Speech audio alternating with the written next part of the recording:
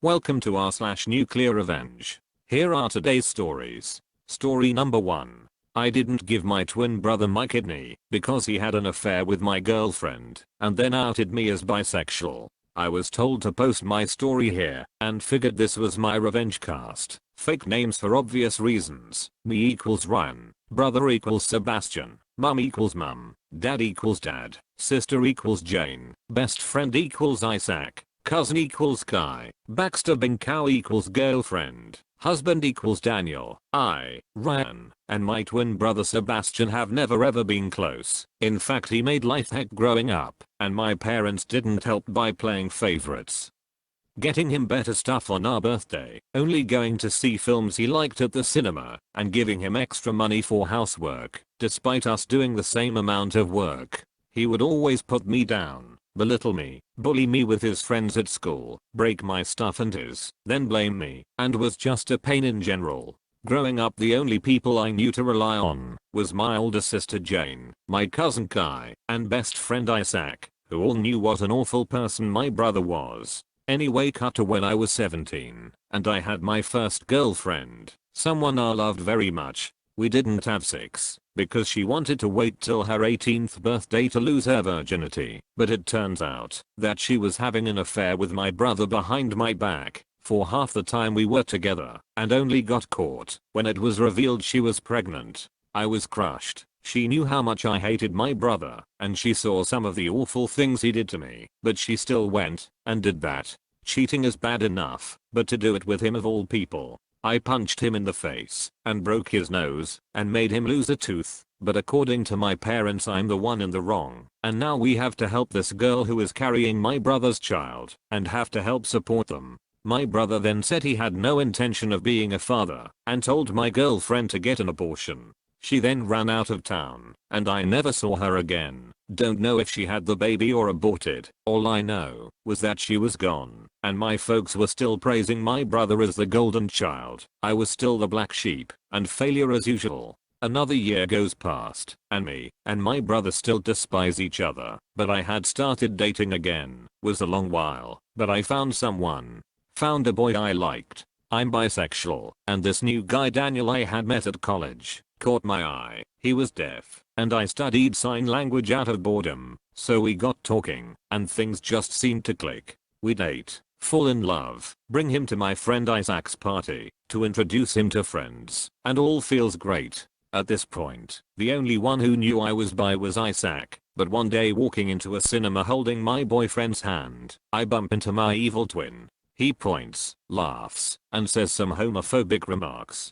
I tell him to go screw himself, and I go see a movie with my arm around my boyfriend. When I got home, after dropping my boyfriend home, I knew I'd be facing something as I walked through the front door. I saw both my parents on the sofa, my mother crying about how on earth could she have given birth to someone so disgusting. Was it too much to hope she saw the light and was talking about my brother? But nope, she was talking about me and how I'm a stain on our family's name. My father gets up to yell at me, spout homophobic remarks and slurs. At this point, I see my brother up the staircase with a shite-eating grin on his face. He then comes down and says he's uncomfortable with sharing a room with a bundle of sticks, and my folks kick me out there. And then, with what little clothes and money I had, I went to Isaac's house, and his family took me in, where I stayed for 6 months, actually experiencing familial love and affection, and Isaac's mother and stepdad I consider my own parents now. Eventually me, Daniel, and Isaac all get a 2-bedroom flat together, and all is good for the time being. So cut to December last year, me and my boyfriend, now husband, Daniel are married. Isaac was my best man. My sister and cousin Kai walked me down the aisle. I have a brilliant job in graphic design, have my own house by the sea, and life has never been better. However, I got a call from my sister that my brother was in the hospital. I hadn't thought about him that much over the 9-year period since I was kicked out, but being reminded of his existence brought up a lot of painful memories for me. I was told by my sister that Sebastian wanted to see me and that it was urgent, so I went to the hospital he was in and met my sister outside the front entrance. I ask her what this is all about, but she doesn't tell me and that I need to ask my twin. So, I arrive to where my brother is, who have my parents at his side, and my folks actually look happy to see me, as if what they did to me hadn't happened, and Sebastian also looked really pleased to see me. It's safe to say something was off. Eventually I ask what's going on, and why was I even here, to which my brother tells the family to leave us two alone. He looks so weak, as before he used to intimidate me so much. He told me that he was dying from kidney failure and has been for the past few years, but now he didn't have long left. I knew immediately where this was going. He then said he always regretted that we never got along, at which point I told him no. He looked confused and asked what I was on about, so I simply told him I wasn't going to donate my kidney to save him. He looked as if I had just shite in his food. He then went on about how bad the situation was and that he really was sorry for all the things we did to each other growing up. Like, excuse me, we did to each other? I told him that I just wanted a brother growing up that cared and loved me, who wouldn't try and break me every day for 18 years. He then called in our mum and dad and told them that I wasn't going to give up my kidney. They then started to spout off that I owed them for my existence and that I have a duty to look after family. I asked them where that duty was when they kicked me out of the house, or where that duty was every time my brother gave me a black eye, or their duty was to look after their grandchild when Sebastian decided he didn't want to be a father. I said, for all the things he's done, from outing me to having an affair with my girlfriend and abandoning his child, that this was the universe's and my way of finally giving back what he dished out to bite him in the ass. I then turned around and walked out of the room, having that be the last time I ever saw Sebastian again. Not sure why they'd want a bundle of sticks' kidney anyway. I walked past my sister, who gave me a look. I gave her a look back, who then in turn gave me a look that said, I understand. After leaving the hospital, I felt as if a great weight had been taken off my shoulders. I went home and never looked back, pleased with my decision.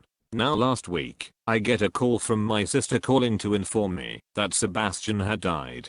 She asked if I was okay, and I said I was, that I didn't really feel anything in all honesty. She said she understood to a degree, as Sebastian hadn't been all that kind to her over the years either. I had my husband and Isaac there to support me. Honestly, at this point, Isaac may as well be our adopted child, since he's living with us until this whole situation with the world is over. The next day I was getting calls and text from family members I hadn't spoken to in years, telling me that I'm going to heck for being a bad son, being a bad brother, and for being a bundle of sticks, and that me and my husband don't deserve children. Hubby and I have been looking into adoption and surrogacy. This makes me second guess my choice of not giving my brother my kidney. Even in death he's making things harder for me. I did wonder if I was a bad person and if I made the wrong decision, but I knew that if I was in that position I would have been left for dead. Screw him. Other bits of information that may clear things up. Number 1. His renal failure was from living a hardcore lifestyle of drugs and alcohol. Number 2. My folks and sister did get themselves tested to see if they are matches, and none of them were. Number 3. I disowned them of being my family years ago, apart from Jane, so when I got married, I took my husband's last name and hippened it with Isaac's last name, to which his folks were very pleased about. Number 4. Some family, Kai's folks, and my dad's brother, have actually called to see how I'm doing and say they don't judge me for what happened. Others, however, have continued with said abuse, whom I have now blocked. Number 5. If he had been a good brother throughout my life, I'd have done it without a second thought. I'd have done the same for Jane, Kai, Isaac, and my husband. But I felt he didn't deserve it. Number 6. It's unlikely I'll ever see my parents again, and I'll make sure my children will never meet them. My revenge to them will be being a better parent than they ever were. Story number 2. Serial date rapist gets the smackdown he deserves. Justice? When people ask, what's the worst thing you've ever done? My mind instantly loads the following story into memory, but I've never shared it until now. Obligatory background. I grew up in the Pacific Northwest, to an entertainment industry family. I spent a lot of my formative years on the road touring. It was a deceptively conservative life. When I was around 8 or 9 years old, I witnessed a jazz sax player from a band that my dad had booked shoot up and drop dead. This really drove home just say no. High school straight shooter. I played music all through school and started working professionally at a young age. I was pretty much straight edge until college. I got around to reading some Hunter S. Thompson and decided that a bong hit wasn't going to kill me. A few years out of school, around 1991, I started a small indie dance label and recording studio. This was back before every kid with a laptop could record in their bedroom. Anyhow, my company HQ became a favorite hangout for local rave promoters and club kids.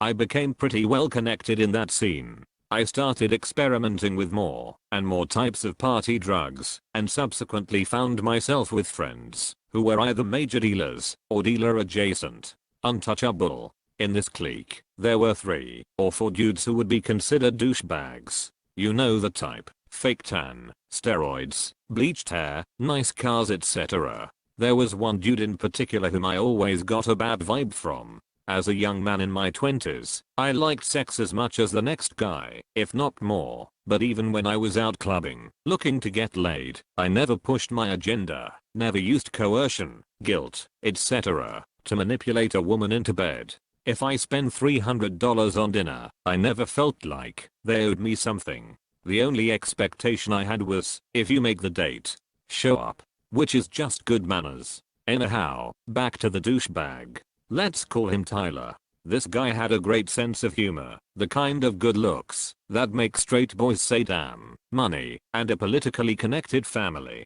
During the time I owned my label, I also played in jazz clubs in our city. One of the venues was this really cool martini bar. One of the bartenders was this super cute, bubbly, bright, and just downright fun girl. I met her in the rave scene, but got to know her through my jazz gig. She was super flirty, but was super old-fashioned. I'm not saying she was waiting for marriage, but close. She had grown up in a really small town and never really encountered bad people in her daily life, so she was quite trusting. This all changed when she was date raped by Tyler. He played the long con with this lovely human being. She had very little experience with drugs and sex when she went out with him. He got her whacked out on MDMA, did some pretty messed up things to her, had a buddy take photos, and violate her too. She was never the same after that. PTSD, self-loathing, depression. It was as if he killed her. Turn the other cheek, my rear end.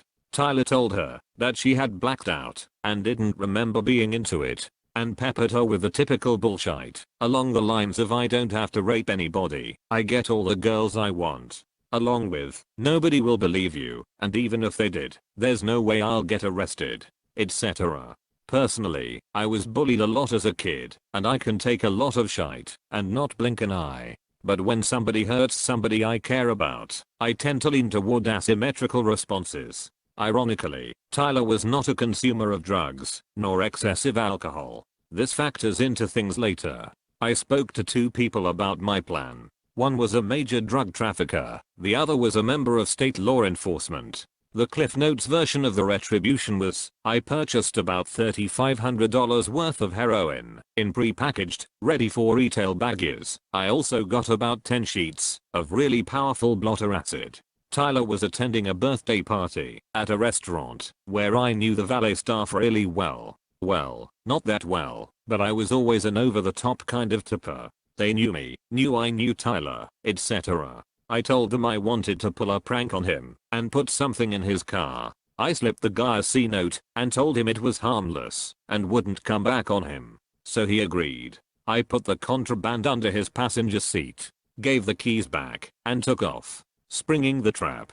Tyler was a creature of habit and always took the same route home. My friend the state trooper didn't know what I was up to. I simply told him this dude, who hangs around my circle of friends, was becoming a major drug dealer, and it is putting my friends in danger. I told him the where and when, and left him to his own devices. Around 1:20 AM, Tyler gets pulled over, and my friend does a DUI check. Tyler went ballistic, because he was stone cold sober. The trooper asks if he can search the car. Tyler agrees because he knows his car is clean. He gets arrested for possession, intent to distribute, and the legally concealed pistol in his car didn't help either. He fought the law. If he hadn't been such an unfettered jackhole, he would have gotten away with no jail time, but he was disrespectful to the judge and got 18 months in prison, not jail, prison. He really was a moron. Instead of keeping his head down, shutting the heck up, and doing his time, he acted like a horse's rear end and ended up getting killed. Let me cut in here for a moment. OMG, that's crazy. That is definitely nuclear revenge. I did not see that coming. Now, back to the story. I didn't mean for the revenge to go that far, but I don't feel remorse for how things played out one bit. I hope his rapist rear end rots in heck. Thanks for listening.